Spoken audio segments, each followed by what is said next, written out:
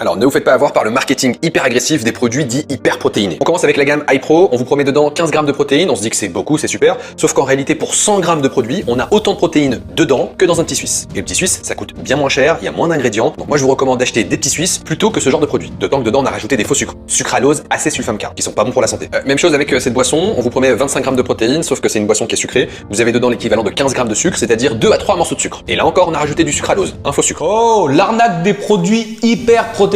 Bah, c'est clair que c'est tape à l'œil. 15 grammes de protéines sur ce pot. Alors on est à 6,88 € le kilo sur le site de Super U le 9 juillet 2025. Pour 100 grammes, on a 9,3% de protéines, ce qui est énorme. Pour le fromage blanc, c'est un peu moins avec 7,3%. Mais on est autour de 2 € le kilo, donc plus de 3 fois moins cher pour seulement 2 grammes de protéines en moins sur 100 grammes. Et c'est important de regarder les valeurs sur 100 grammes parce que c'est là qu'on voit la vraie différence. Après, c'est la portion qu'on va prendre qui va changer la donne. Donc même principe sur les gourdes hyper protéinées avec 25 grammes de protéines pour le yaourt à boire pour 7,92 € le kilo. Là, on est à 7,6 grammes de protéines pour 100 ml contre 3,5 grammes pour les yaourts à boire type Actimel à 5,37 € le kilo. Alors là, pour le coup, je trouve ça assez intéressant sur la forme à boire. Par contre, c'est pas vraiment 3 pierres de sucre. Parce que c'est le sucre naturellement présent dans le lait qui compte pas dans la définition des sucres libres de l'OMS et ça compte pas non plus dans la recommandation des glucides simples par l'ANSES. Alors on a des polyphosphates, phosphates de sodium, des additifs qu'on retrouve dans pas mal d'aliments ultra transformés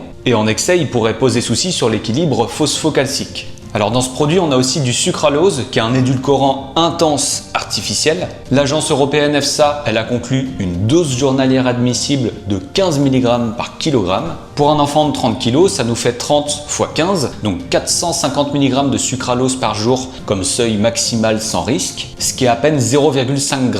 Sauf que dans le produit, la teneur exacte ou le pourcentage de sucralose, c'est pas indiqué, donc c'est là que ça me pose problème pour mes estimations. Mais si on passe par Open Food Facts, ça veut dire que ce produit il pèse 345 grammes pour l'exemple de l'enfant de 30 kg, alors faudrait pas dépasser 130 mg de sucralose pour 100 grammes, autrement dit 0,13% maximum. Sachant qu'on a 0,2% de sel, alors on a logiquement un peu plus ou la même teneur de sucralose, donc à mon sens ça peut poser souci sur ce point pour les plus jeunes. Maintenant pour conclure, je trouve que ce genre de boisson ça peut dépanner les adultes qui ont du mal à couvrir leurs besoins en protéines. Mais en effet, il y a des alternatives moins onéreuses et moins ultra transformées qui font largement l'affaire.